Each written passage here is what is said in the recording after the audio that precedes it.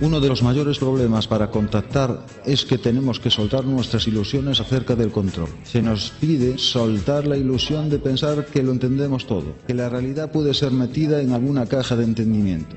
Y será así.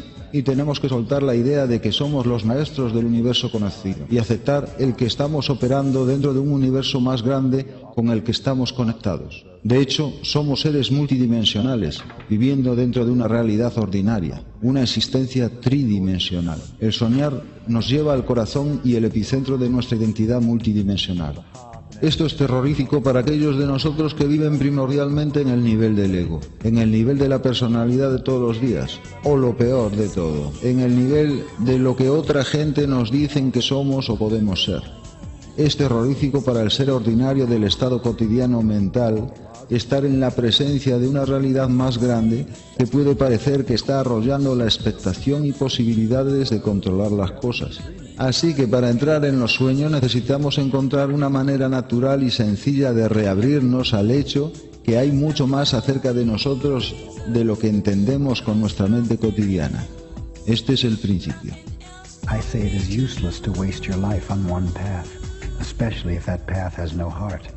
Yo digo que es inútil malgastar tu vida en un camino, especialmente si este camino no tiene corazón. Pero ¿cómo se sabe que un camino no tiene corazón, don Juan? Antes de embarcarte en él te preguntas, ¿tiene este camino corazón? Si la respuesta es no, lo sabrás, y entonces tienes que elegir otro camino.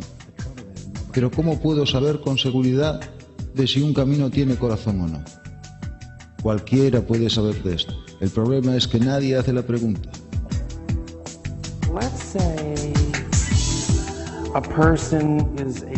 Y creo que la única pregunta que tengo en mente que le haría a Carlos Castaneda sería, digamos, una persona que es un estropicio y nunca ha estado en un cursillo, nunca ha leído un libro, ni siquiera está seguro de si el camino del guerrero es para él, aunque esta persona está interesada y cree en las enseñanzas y puede que sea impecable en su intento y pensamiento y concentrado en esto.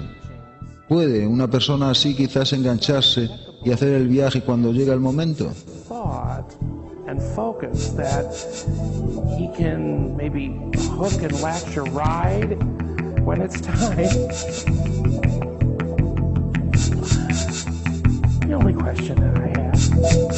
Es la única pregunta que tengo. Al final se trata de mí.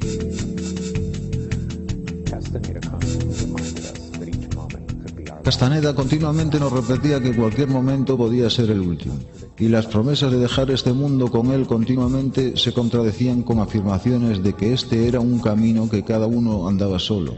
Pero cuando nuestros últimos días con Castaneda llegaron, pocos estaban preparados para aguantar este golpe final. Las clases se suspendieron en el periodo anterior a la muerte de Castaneda, y durante este último tiempo escuchábamos noticias en voz baja de que tenía poca energía. Meses pasaron en el limbo, y yo observaba callado los pocos amigos que había seguido teniendo en secreto, y me preguntaba si nuestro tiempo juntos se estaba acercando a su fin. ¿Me iba yo con el Nagual o él me estaba abandonando a mí? Para mí este es el punto donde la grieta entre el hombre y sus enseñanzas se hizo definitiva y clara. Castaneda dijo que cualquier decisión era válida en el camino del guerrero siempre y cuando estaba hecho con el conocimiento que podía significar nuestra muerte. Observar durante años la polarización entre Carlos y sus enseñanzas nos dio la confianza de aceptar mi suerte. Era hora de hacer caso a sus palabras y abrazar mi viaje solitario. Resolví que independientemente de lo que iba a pasar, mi tiempo con Carlos había llegado a su final. Elegí el camino por encima de su líder de una vez por todas. No fue mucho antes de que esa decisión fuera puesta a prueba. Recibí la llamada de Félix, que dijo que él y otro compañero de clase habían recibido noticias importantes. Félix hizo una pausa y entonces dijo: el Nagual se fue. Esperaba mi reacción y nos sorprendió a los dos cuando dije que la noticia no significaba nada para mí. Félix dijo que 2 de las brujas y 3 de las mujeres de rango más alto en el grupo de Castaneda también habían desaparecido. De golpe se derrumbó nuestro mundo de brujos y yo estaba contento de que mi decisión de romper con Castaneda había llegado a tiempo para suavizar el impacto. Félix tomó mi reacción como señal de que era tiempo de contárselo a los demás. Yo estaba de acuerdo, aunque sabía que iba a causar olas de choque en nuestro pequeño enclave de brujos, y además en una generación entera de lectores también. Estaba en la CNN. El escritor Carlos Castaneda muere, o algo así. Esto fue algunas semanas más tarde de cuando muriera, de hecho. Le echo de menos, porque él siempre me sorprendía. Quizás me sorprendió porque se fue a la muerte sin admitir ninguna de las cosas supuestamente truculentas en su mundo.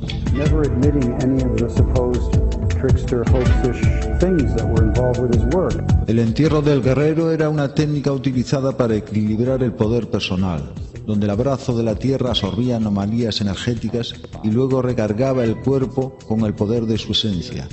La experiencia devolvía la energía dispersada en la vida cotidiana y llenaba de la sobriedad que se requería en el camino solitario del conocimiento. El entierro de Carlos, de hecho, fue una cremación, quizás un intento de los que tenía más cerca de cumplir con el requisito de arder con el fuego interno. Se especula que las mujeres que desaparecieron volvieron a vivir un pasaje de uno de los libros de Castaneda, tirándose a un abismo. Según los libros, el propósito del acto no sería el suicidio, sino la reunificación con el Nahual. ¿Consiguieron esas mujeres su meta y se reunieron con Carlos? ¿O eran amantes rechazadas emocionalmente lamentándose de la pérdida de su amado? Tanto si estaban cegadas por el juicio del entrenamiento de un brujo, como si lo estaban por normas sociales dogmáticas, la paradoja es la misma. Esas mujeres tuvieron una pasión por la que merecía la pena vivir y morir. Así que el Nahual ya no estaba, las brujas ya no estaban. Todo, mi casa y mi mundo acogedor de brujería se habían quitado de en medio. Y en este tiempo una vez encontré a Cory Donovan, que de hecho era un buen amigo, y él hablaba y hablaba y hablaba sobre todas las cosas que había averiguado sobre las autenticidades y mentiras y cosas que no eran exactamente como se nos había dicho. Y él hablaba y hablaba, y yo solo le dejaba hablar, y lo percibía con mi mente. Pero al mismo tiempo tenía presente toda mi experiencia física con esa gente, con Florinda, con el Nahual, y así tenía hechos, por un lado, pero por el otro lado, esta experiencia física tan fuerte. Quiero decir que habían sido 4 o 5 años de interacción personal, y así iba para un lado y para el otro, y de vuelta, y no había absolutamente ninguna manera de reconciliar las dos cosas. No hice nada en contra de Cory. Me creí todo lo que me decía. No había problema, pero de hecho no afectó en absoluto a mi memoria o experiencia física y corporal de la magnitud de la interacción con esta gente, con este mito. Y lo que hizo era que creó una apertura magnífica en forma de una disonancia tolerada justo ahí y ahora, con la luz de la luna en mi cara en mi viejo piso donde Corina vivía. Fue un acontecimiento de hora y media más o menos, y aquí estaba yo, la visión de conexión y apertura más grande que jamás había experimentado. Y Cory fue un instrumento. Él mantenía un lado abierto, y el otro lado era mi cuerpo energético, o mi memoria, o lo que fuera eso, y salí andando de ahí más silencioso y contento de lo que pude recordar jamás. Y a partir de ahí, no sé, una cosa seguía la otra, y en un momento dado yo vi una luz. Quiero decir, no en sentido literal, no quiero sonar demasiado a nueva era. Vi una luz y era mi propia luz. Era mi propia guía de navegación, mi faro, que había estado hasta poco antes del Nahual. Por 20 años le seguí su navegación y sus indicaciones de dirección, y ahí estaba finalmente destruido y no destruido a la vez. Y por fin volvió mi luz,